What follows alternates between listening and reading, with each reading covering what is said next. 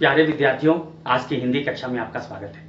आज हम पढ़ेंगे क्षितिज भाग 2 में संकलित गद्य खंड के अंतर्गत पाठ 3 लखनवी अंदाज। मैं आपसे एक प्रश्न पूछना चाहता हूँ, क्या हम बिन खाए उदर पूर्ति कर सकते हैं?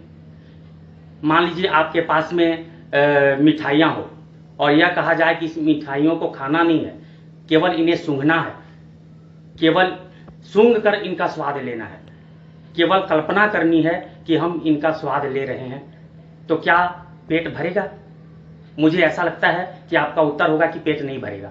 बिना खाए पेट नहीं भरता। यदि पेट भरना है, उदर पूर्ति करनी है, तो हमें भोज्य पदार्थों का सेवन करना होगा।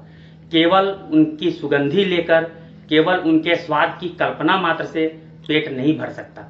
लेकिन मैं आपको बता दूं, कुछ लोग ऐसे होते हैं कि बिना भोजन किए, केवल भोजन की कल्पना मात्र से, उनकी सुगंध की कल्पना मात्र से उनका पेट भर जाता है, उनकी उदर पूर्ति हो जाती है और वे डकार तक लेने लग जाते हैं।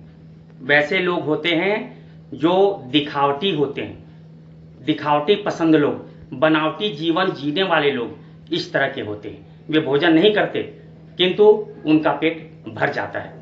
और ऐसे लोग सामंती प्रवृत्ति के होते हैं, जो एक बनावटी जीवन शैली जीते हैं। इस पाठ में यशपाल जी ने इसी मनोवृत्ति को दिखलाया है।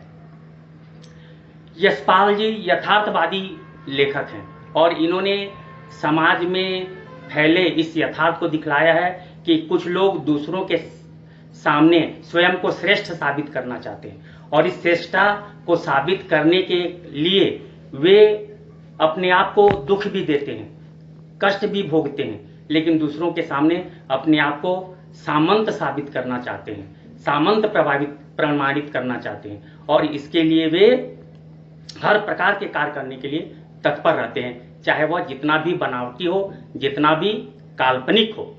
तो यहाँ हम यशपाल जी का जीवन परिचय प्राप्त करेंगे। इस पाठ लखनवी अंदाज के लेखक हैं यशपाल जी। इनका जन्म पंजाब के फिरोजपुर छावनी में सन 1903 ईस्वी में हुआ। इनकी प्रारंभिक शिक्षा कांगड़ा में हुई। लाहौर के नेशनल कॉलेज से इन्होंने बीए किया। भगत सिंह और सुखदेव से इनका परिचय हुआ और इस परिचय के कारण वे स्वाधीनता संग्राम में सक्रिय रूप से भाग लेने लगे और इन्होंने जेल में बंदी जीवन भी जिया। साहित्य कृति, इनकी प्रमुख साहित्य कृतियों में कहानी संग्रह है ज्ञानदान, तर्क का तूफान, पिंजरे की उड़ान और उपन्यास हैं झूठा सच, दिव्या, दादा, कामरेड। साहित्यिक विशेषता, यथार्थ शैली के विशिष्ट रचनाकार हैं। इन्होंने सामाजिक विषमता, राजनीतिक पाखंड और रूढ़ियों का विरोध किया। इन्होंने यथार्थ को दिखलाने की कोशिश की कि समाज में जो यथार्थ है, समाज में जो असलियत है, लोग जिस तरह से जीते हैं, उन्हें इन्होंने अपने उपन्यास में, अपनी कहानियों में सजीव चित्रित किया। हम पढ़ेंगे इनकी यही यथार्थवादी रचना लखनवी अंदाज। लखनवी अंदाज में दो प्रमुख पात्र हैं, एक लेखक स्वयं है और दूसरे नवाबी जीवन को जीने वाले नवाब साहब। नवाब साहब लेखक क्या है? जिज्ञासु प्रवृत्ति का है।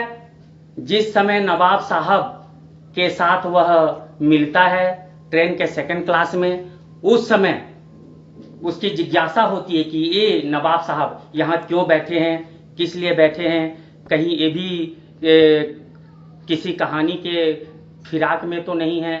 फिर जब ये नवाब साहब खीरे को काटते हैं और जीरा मिश्रित नमक और लाल मिर्च के पाउडर को छिड़क कर और सूंघ कर खिड़की से बाहर, ट्रेन की खिड़की से बाहर फेंक देते हैं, तो जिज्ञासु प्रवृत्ति लेखक विचार करने लगता है कि अरे ये ऐसा क्यों कर रहे हैं। इनका यह बनावटी जीवन शैली इन्हीं के लिए दुखदाई है, क्योंकि ये खीरा खाना चाहते हैं लेकिन यह दिखाना चाहते हैं कि मैं नवाब हूं और एक अनजाने व्यक्ति के सामने मैं खीरा जैसा साधारण वस्तु कैसे खा सकता हूँ?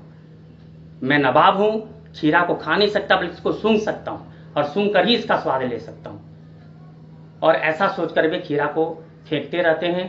तो लेखक यह सोचता है कि इस तरह से ये जो जीवन शैली जी रहे हैं यह सामंती प्रवृत्ति का प्रतीक है। इसके बाद नवाब साहब जो लखनऊ के नवाब हैं, नवाबी जीवन जी रहे हैं, वे दूसरों के सामने अपने आप को श्रेष्ठ साबित करने में लगे हुए हैं और इस श्रेष्ठता को साबित करने के लिए सामने खीरा रखा हुआ है। उनकी बड़ी इच्छा है कि खीरा खा लें, मुंह में पानी भी भर रहा है, सतृष्ण दृष्टि से खीरे की ओर देख रहे हैं, लेकिन सामने एक अपरिचित व्यक्ति है, उसके सामने स्वयं के आत्मसम्मान को बचाना है, स्वयं को श्रेष्ठ साबित करना है, इसलिए वे उस खीरे को काटते हैं, उसके ऊपर में जीरा मिश्रित नमक छिड़कते हैं, लाल मिर्च का पाउडर छिड़कते हैं और उसे केवल सूंघ कर ट्रेन की खिड़की से बाहर फेंक देते हैं। और लेखक को यह भी बताना चाहते हैं कि मैं नवाब हूं, ये रईसी हमारा जीवन है, इसमें हम खीरा जैसी साधारण चीज को हम खाते नहीं बल्कि सूंघ कर फेंक दिया करते हैं। और वे लेखक से अंत में कहते भी हैं कि खीरा तो अच्छी चीज है लेकिन यह शरीर के लिए हानिकारक है, यह अपच को पैदा करती है, इसीलिए ऐसी चीजों को खाना नहीं चाहिए। और खीरा को न खाकर केवल उसकी सुगंध लेकर वे डकार मारने लग जाते हैं, यानी सुगंधी और स्वाद की कल्पना मात्र से उन्हें डकार आ जाती है।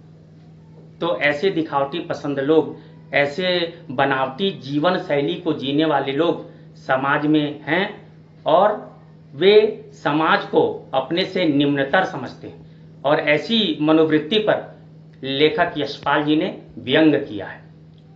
हम इसका सारांश समझते हैं। लेखक यशपाल जी कहीं ट्रेन से जा रहे होते हैं, वे सोचते हैं कि ट्रेन में भीड़ है, हम सेकंड क्लास में चढ़ते हैं। सेकंड क्लास में अगर हम जाएंगे तो भले ही किराया कुछ अधिक लगे लेकिन वहाँ भीड़ भाड़ नहीं होगी, आराम से बैठ के हम अपनी किसी कहानी के विषय में सोच सकते हैं। कहानी की कथा वस्तु, पात्र और उसकी घटनाओं के विषय में सोचकर नई कहानी लिखने के विषय में हम विचार कर सकते हैं। ऐसा सोचकर वे एक सेकंड क्लास के कंपार्टमेंट में चढ़ जाते हैं। उन्हें ऐसा लगता है कि यहाँ कोई नहीं होगा, लेकिन उनकी कल्पना के विपरीत वहाँ एक सज्जन बैठे रहते हैं। सज्जन की वेशभूषा को देखकर लग जाता है कि यह लखनवी नवाब है, लखनऊ के ये नवाब है। और लेखक को देखकर नवाब साहब भी असंतुष्ट हो जाते हैं। उन्हें ऐसा लगता है कि उनके एकांत में ये बाधा पड़ गई है। इसके बाद लेखक उनके ठीक सामने वाली सीट पर बैठ जाते हैं।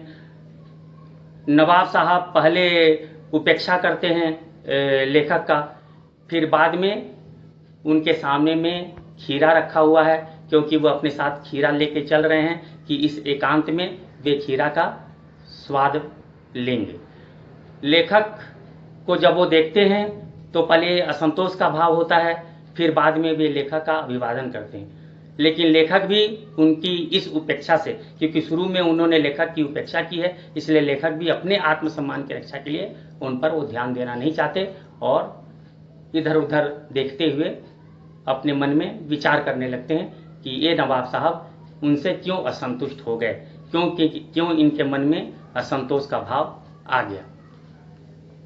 बाद में नवाब साहब खीरा लेते हैं और लेखक की तरफ देखते हैं और कहते हैं कि आप इसका शौक फरमाइए। लेकिन लेखक नहीं चाहते, क्योंकि वो पहले नवाब साहब ने उनकी उपेक्षा की है, इसलिए बोलते हैं कि नहीं, आप ही शौक फरमाइए। अब नवाब साहब को लगता है कि ये जो सामने अपरिचित व्यक्ति बैठा है वह खीरा को साधारण वस्तु समझ रहा है, इसलिए खीरा खाना नहीं चाहता। तो इसीलिए नवाब साहब पहले खिड़की की तरफ देखते हैं, लेकिन खीरा उन्होंने खरीदा है, खीरा के शौकीन हैं, वे खीरा को खाना चाहते हैं। तो इसीलिए वो सामने में खीरा के नीचे रखे हुए तौलियों को झाड़ते हैं और बिछा देते हैं। उसके बाद लोटा में पानी लेते हैं, खिड़की से बाहर हाथ निकाल कर 2 खीरे हैं उनको अच्छी तरह से धोते हैं। धोने के बाद में चाकू निकालते हैं, चाकू से खीरा को काटते हैं, उसके फांकों को करीने से तौलिए पर सजाते हैं और सजाने के बाद में जीरा मिश्रित नमक और लाल मिर्च के पाउडर को खीरे के ऊपर छिड़क देते हैं।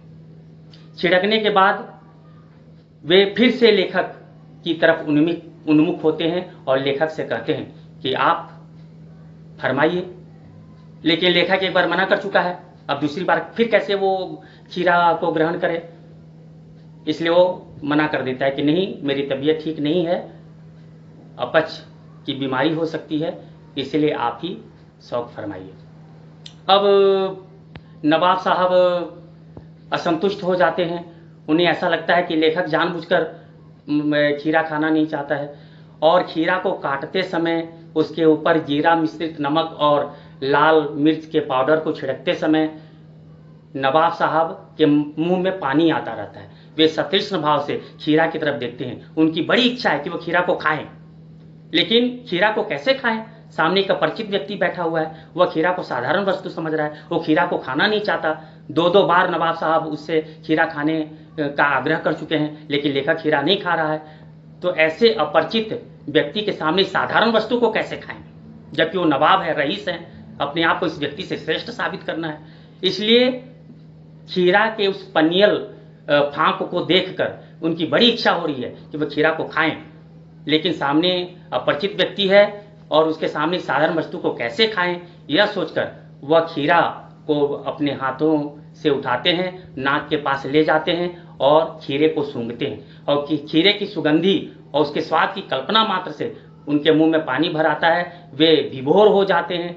लेकिन करें क्या, सामने अपरिचित व्यक्ति है, उसके सामने स्वयं को श्रेष्ठ साबित करना है, अपने इस बनावटी जीवन शैली को श्रेष्ठ प्रमाणित करना है। इसलिए वे केवल खीरा को सूंघकर ट्रेन की खिड़की से बाहर फेंक देते हैं और जितना भी वो फांक रहता है, हर फांक को उठाते रहते हैं, सूंघते रहते हैं और खिड़की से बाहर फेंकते रहते हैं। इस तरह से सारे खीरे के सारे फांकों को खिड़की से बाहर फेंक देते हैं।